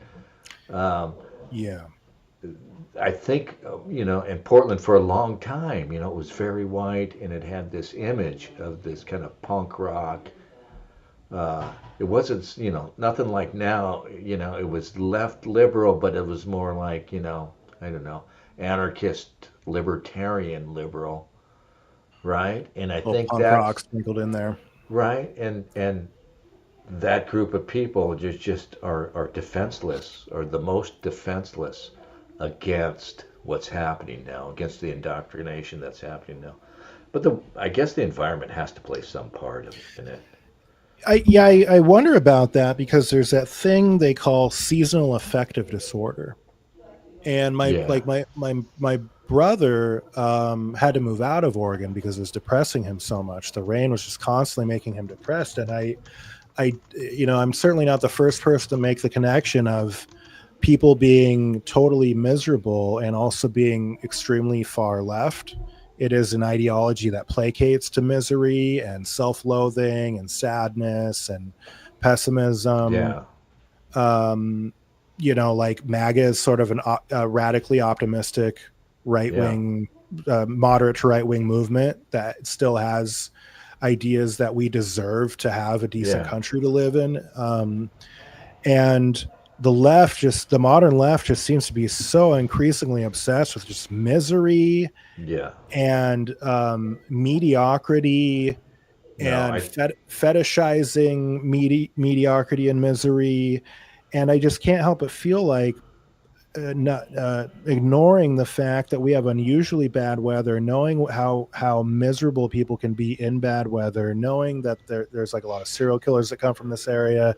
I can't separate entirely in my own mind that the environment itself is ends up playing a role in that type of culture. I think it's fascinating to think about. No, I think you're onto something there. That it's part of leftism now. The cultural component of it is there's something wrong with optimism. Optimism is for dumb people, or it's for capitalists, or how dare you be optimistic when there's so much suffering. It's right? It's almost like optimism gets spoken of by these people as an extension of white supremacy. Like only white people can afford to be optimistic. Everybody else has to be pessimistic. And there's this thing, and it used to be a thing with artists. I guess it's kind of still is, especially musicians. There's this thing that, if only stupid people are happy, or only uninteresting people are happy, and that deep people are always a little unhappy because the world is disappointing to them, or they're a little mentally ill because that makes you interesting, you know. Yeah. Gosh, that just reminded me of something. The idea of a lot of it's funny you mentioned like the mental health issues make me interesting. That's sort of a theory of why part of why the trans thing is happening is that white people do not feel like they have any sort of competing oppression narrative within the world of wokeism, and so the tranny thing sort of becomes the white person's oppression narrative. It's your only way to get those brownie points. You know what I mean? You can't change race. And notice how changing your sex is far more ridiculous than the idea of changing your race, like me saying, "Oh, I'm black now," right? And that's, changing your sex is more fundamental. It's more ridiculous. It's more crazy an idea. But there's nowhere they're going to let you do that because, if you could just say, declare yourself black, then you get to be black and you have black privilege. But again, maybe partly because they hate women, they're gonna let men, and notice you're hearing a lot more about male to females, right? Male to females, of course, crashing women's sports. Male to females, there's one in Congress now. They're more prominent. People have pointed this out too. There's a whole subgroup of these trans people that are older guys who are actually kind of alphas, like they're ex-fighter jocks and stuff, right? There's Bruce Jenner, who was an Olympic athlete. They late in life they transition over, and it's almost like it's a masculine behavior. It's almost like it's an ambitious masculine behavior. Okay, I did all my things. I had success as an alpha male as a younger man. Now I'm older and I can't really break into any, you know what I mean? I can't be an athlete. I can't do this or that. But I can be the first woman CEO of this, or I can be the first female that. You know what I mean? It's just another way for them to get attention and to be on stage. Yeah, they can finally reach their full potential by chopping their dick off. Yeah, that's lift that load. Lift that load. What a load indeed. Yeah. Oh, that guy, man. And yeah. Yeah. Well. Yeah. So anyway, Portland, is there any sign on the street of Portland coming around to sanity? Like regular people you meet? Do you still talk to liberal and lefty folks? I do through the type of work that I do. I have a lot of private clients, and I get to, see maybe like, 5 to 7 different people a week, for a couple hours at a time usually. And during that time, I do kind of like to bring up what's happened to Portland, what's going on in Portland. And what I do notice is that there's for how ridiculous this place has become, there are a staggering number of people who seem fed the fuck up with it. Everybody's fed up with the homelessness. Even the wokest of the woke are fed up with homelessness. They can't lie to themselves about it anymore. When I'm working for older clients, none of them are on board with the tranny stuff. None of them. Really? Just like for me, that was the straw that broke the camel's back for them. They are not. Yeah, pretty much anybody over 60 years old at this point is not fucking around with the idea that men can be women. it's too far removed from everything they've always known. I mean, it's too far removed from everything that everybody's always known. Right. But they didn't grow up being indoctrinated with this stuff, so it doesn't really work for them. So they're not, people are very rapidly leaving the tranny train, which thank God, because that is the craziest shit we've ever come up with. I still can't believe we're even entertaining it at all, that we're even debating it at all. I can't believe there's people in Congress and people who are representatives who are trannies. I can't believe that Biden had had trannies on the White House lawn and then they got banned for life because they showed their fake tits. Yeah, what was that? I can't believe that he declared a day for Trans Day of Remembrance or Trans Day of Visibility or whatever it's called. All of this stuff just feels like some weird, trippy fucking acid bender that I'm on that never wore off. But people overall in Portland, I think they're over the race shit. I haven't seen anything lately in terms of protesting for, even now that it's warm and sunny outside, they're not coming out in support of Carmelo Anthony. They're not right. Protesting for Shiloh or against Shiloh. They don't care about the blacks. The blacks have used up their political utility, and now that's gone. And it's just so funny the way these people just like collectively randomly decide to stop caring about shit. They randomly collectively start, they randomly collectively stop. It shows you how illegitimate it all is. Nobody really gives a shit about anything anymore. Nobody gives a shit about, like, there's never gonna be anything akin to like a civil rights movement again in this country where people are really collectively getting out and actually really heavily emotionally invested in stuff. Like the closest thing we've had in recent memory is the BLM stuff, and that was just an excuse to light shit on fire. Like there's nothing, absolutely nothing productive came out of that. Nothing. Even liberals admit that. I'll ask leftists, like, what did BLM accomplish? And they'll kind of shrug, nothing. Like they're so disappointed in themselves. It didn't accomplish a damn thing. The trans stuff went absolutely nowhere. And that's what's really funny about all of these movements today is they don't accomplish anything at all. Because there's really nothing left to accomplish other than the fact that we're all drowning in this economy. And things are already shitty. Like things have to be relatively good and comfortable in order for people to really be able to afford to give a shit about anything other than their own bottom line, other than getting all their bills paid. That seems to be where we're at. Nobody really gives a fucking shit about anything. Well, these things have been co-opted by, nobody's, the old lefties talked about class, right? And which is still, which to this day is obviously still the real divide. That's what we're really divided on. That's what we really don't understand about each other is people who have money don't know and don't care what it's like to not have money. And that's the only thing that really divides us, and everything else is just bullshit. But I cut you off, so. Yeah, no, it's true. And there's another fatigue that what we've been mostly talking about this whole time is what some people call Negro fatigue.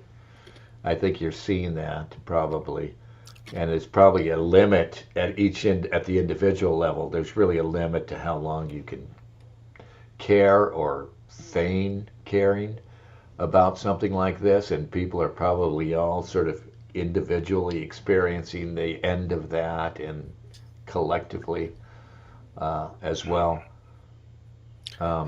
Have you explored at all how many black people are on X complaining about black people?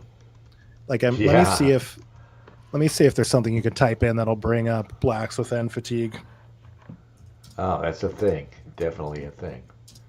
But yeah, I've seen several of these videos go viral where black people are just fucking berating the fuck out of other degenerate blacks. Well, there's a weird thing going on. We're in the middle of all this controversy with Shiloh Hendricks and everything else. there's, brown coding. There's a brown coding going on of what the left calls white supremacy, right? Kanye, who still, would describe himself as a proud black man, right? That's kind of why he's so crazy. He never really seems to put all this stuff together, but Kanye is our guy now, and he's going full transgressive. Talking about Hitler and stuff. It's a strange thing happening. Is that we have this subset of black people who are equally fatigued with black misbehavior and silliness.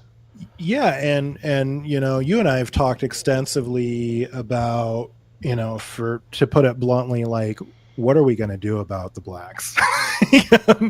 We've talked extensively about how, you and I can both agree, and it goes without saying, it's pretty trite and obvious to say that quality of life would be net better if we were to magically flip a switch and all the black people went back to Africa. People have done this. They list the statistics. Okay. Yeah. If all the black people disappeared tomorrow, the drop in crime, how much wealthier it would be. Just all the statistics would go up in our favor. And that's obvious. Yeah, and it, but I don't, I've mentioned this to you before. I just don't, obviously we're not going to like round them up. I don't want to do that. No. Yeah, and neither do I. I don't want to send anybody against their will. I do wonder though, how much more time we have before this becomes a conversation that isn't just occurring between two, like, alt-right or whatever you want to call us types of people, to where it becomes like, seriously though, what are we going to do about this? Yeah, it's going to get worse because the answer that the powers that be have for it is that we will just import many, many more people. We've got all these Indians now. You see they're everywhere. We're just going to import Indians and Hispanics from south of the border and black people from Africa. And we're just going to be so diverse and mixed up and divided. And that black people can only sink. I mean, they're kind of at the apex of their privilege now. And that's part of the desperation that you see happening. Because they can only sink now as you get more and more Indians, Mexicans, and others who don't care, in their favor. They are not falling for any of this horse shit about, how special black people are and how all their problems are from white supremacy. They're kind of open in their disdain for them. Do you envision a world ever, or a country where we ever begin to reconsider ideas around segregation? Like making it not illegal to have say suburbs or states or cities where people who are open to a conversation about how different groups of people don't really actually get along. Do you think we could ever get to a point where we start to have an honest dialogue about it and stop hyper fetishizing multiculturalism? I don't know if we can get there peacefully. I don't know. I mean, it's probably already gone too far. They have it's scary. Go out and about. We live in cities that are supposed to be so-called white-topias. We're supposedly living in the whitest part of the United States. Hey man, I go out and I'm often the only white guy out in a store or anywhere else. They have so diversified the population that there can be, and this has been the whole point, and it's been led by Jewish power, that they have so shrunk our percentage of the population that it's just not conceivable that we can have a white America again, or even if white people all become red-pilled tomorrow and become open advocates for white Americans, we're outnumbered. So yeah, I see maybe as secession, maybe the country breaks up. Like a national divorce. Yeah, which maybe wouldn't be such a bad thing.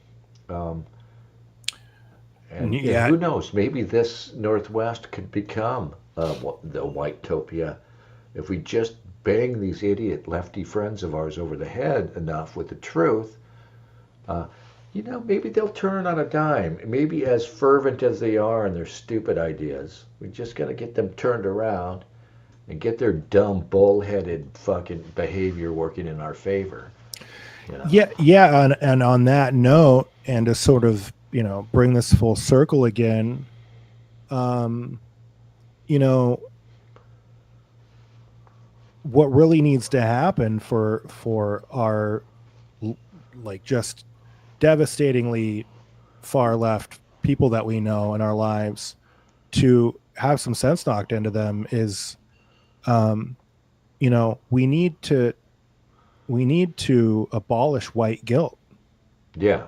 And because that is such the operating factor of what is going on in places like Portland and Seattle is from a young age, we've all, maybe not your generation, but my generation, your daughter's generation, and all the Gen Zers, they've just been pummeled with this idea from the day they were born that white people are Satan, that they are responsible for everybody else's problems. That same diversity meeting that I mentioned earlier where they were making crazy claims about gender, they opened that meeting by saying, if you're a person of color and you're sitting in this room right now and you have any struggle going on in your life at all, you were put in that position by white people. Yeah. And that not only is that just the fucking craziest shit you could ever possibly say in a meeting like that, but that's the zeitgeist in this place is that white people do not even know struggle. Yeah. Compared to just the everyday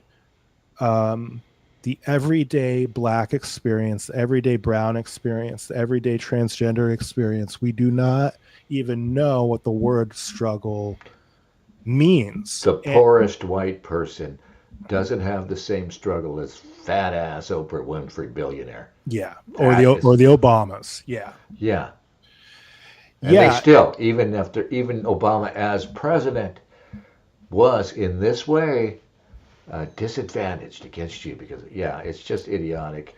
And the whole idea of white supremacy, I mean, this is something that occurred to me long time ago, is that you could go anywhere. You could go to China where everybody's Han Chinese and make up this whole idea about, oh, look how everything is based around the Han Chinese. This is supremacy. We're being punished just for being, right? You know, that's all it is. Yeah. And so I think white guilt is dying. I think the Shiloh Hendricks situation is a signal of that. And I think in order for us to see this stuff die in places like this, I think things just have to get worse. I think the black crime has to get even more out of control than it already is. And I think, honestly, I think that all this stuff is really like luxury beliefs.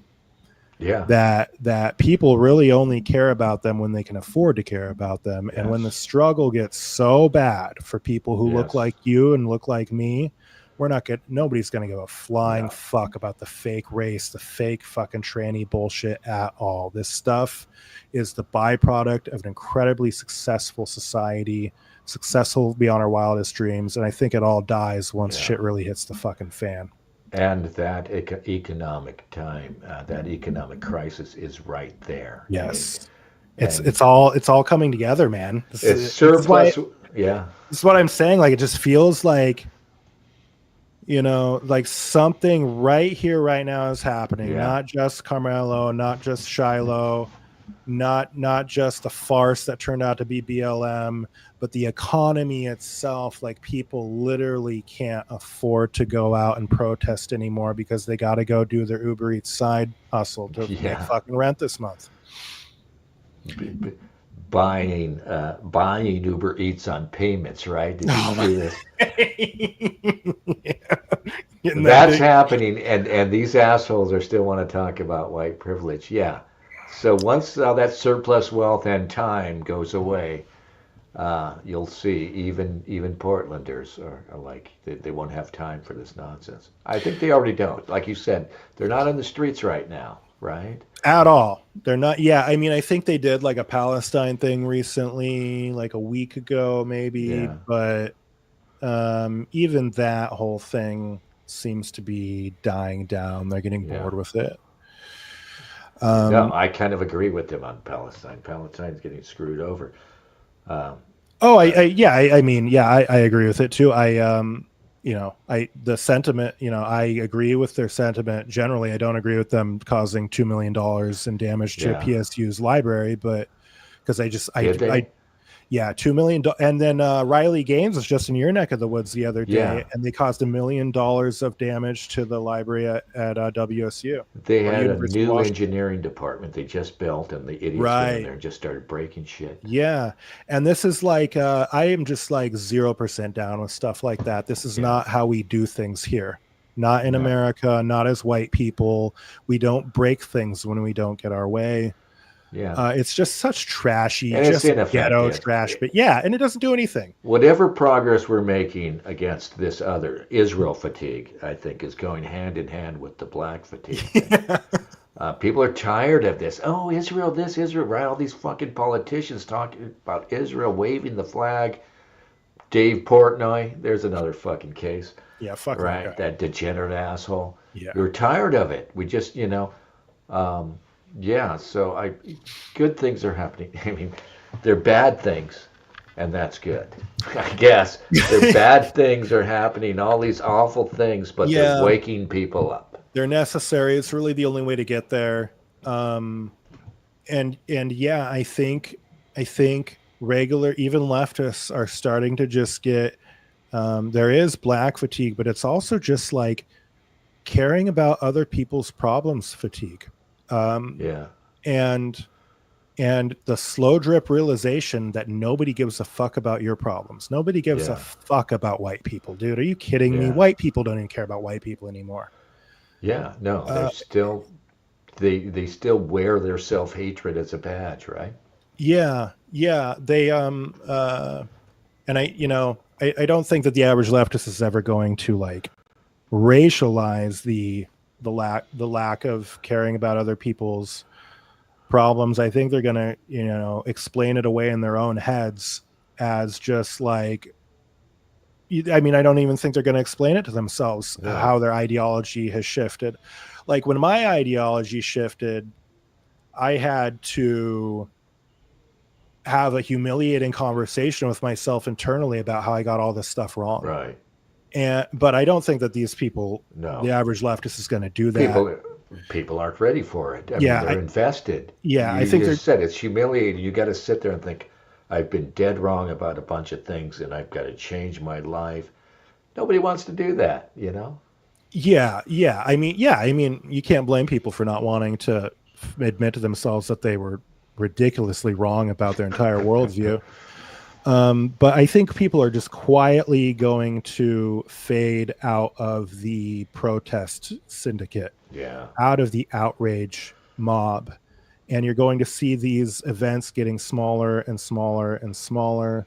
I think maybe the Israel-Palestine thing, because it's on college campuses, will still continue to proliferate. But I think we're about done with BLM. We're about done with the tranny shit. That stuff's definitely dying. And I don't really know where the modern hard left goes from here in terms of what they're going to pretend to care about next. But I think they're kind of out of options. They've kind of run out. Yeah. I mean, what are you going to, what's next? Like who is like, we're still blowing up a lot of people in the Middle East. So there's still that. But the Jews are off the table completely, and they're never coming back. They're never going to have an oppression narrative again. They overplayed their hand big time on this one. The blacks are pretty much done. I don't think we're going to ever see another legitimate racial movement in this country really ever again for black people. I think the writing's on the fucking wall at this point. That nobody really wants to be around black people. Just as a general rule, there's very few people other than like the poorest of the poor whites who are relegated to predominantly black and minority poor neighborhoods who just don't really have any standard of living anyways. Yeah. But it is interesting to think about like where this whole movement goes from here. I mean, you know, and it's hard to say whether or not wokeism is really dying or what that looks like or how long it takes. That's the question. What does the death of woke look like? Maybe we'll talk about that next time. I can envision, does it go quietly or does it go kicking and screaming? Yeah, is there a last dying breath? Is there one last big was BLM maybe like the last big hurrah? Yeah. Because I mean, I can't really think of anything else that leftists have openly admitted was a complete scam. Like that thing was so huge for so long, and now a lot of the left wingers that I talked to in Portland, even they're like, yeah, we got scammed on that. Like they stole that money, they bought a bunch of mansions with it. Like even leftists are like, that's why BLM just kind of suddenly disappeared, because they couldn't keep that level of lying up. It was just obscene and right in our faces. So, you know, I think maybe they've fatigued themselves. There's so many things back to back, blacks, trannies, COVID, Israel now, to where they're just exhausted and they're also out of things to care about. Well, on that note, I have to go. Sure. I'm sorry. I would sit here and talk for another 2 hours if I could. All right. Can we do another one like next Sunday? Yeah. I'm down. Definitely. Thank you so much for coming out. All right, man. You know, I'll think all week about subjects and stuff. Sure. Yeah, let's do if you want to, let's do this a private chat sometime if you ever want to, if you still do want to talk about making some more graphics and stuff that you can use or whatever you need me for. Definitely. All righty, sir. Thank you, Cam from Portland. All my niggas Nazis. Till next time. Later. All right. So here's an outgo song. I'll be right back to say goodnight. Thank you.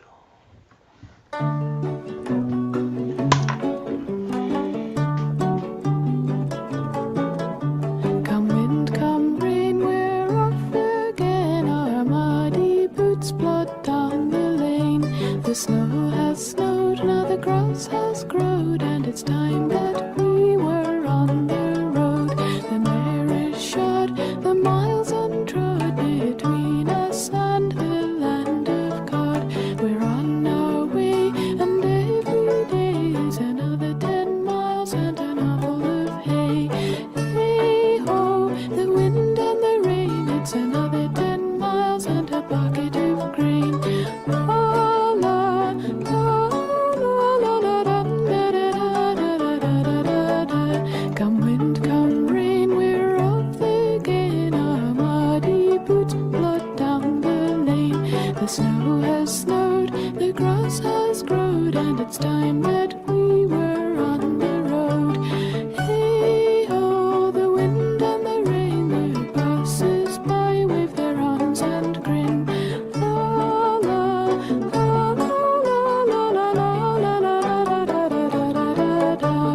Dun da da da dun da da da da da da da da da da da da.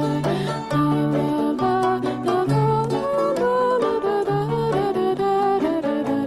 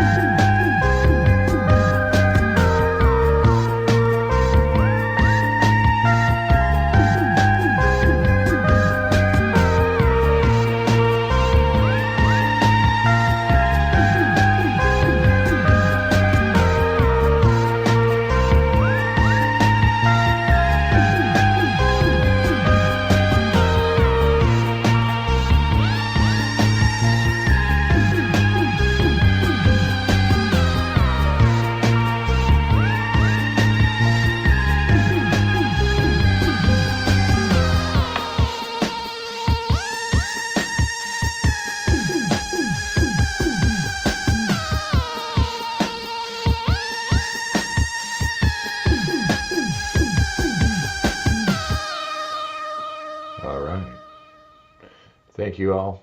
Have a good night.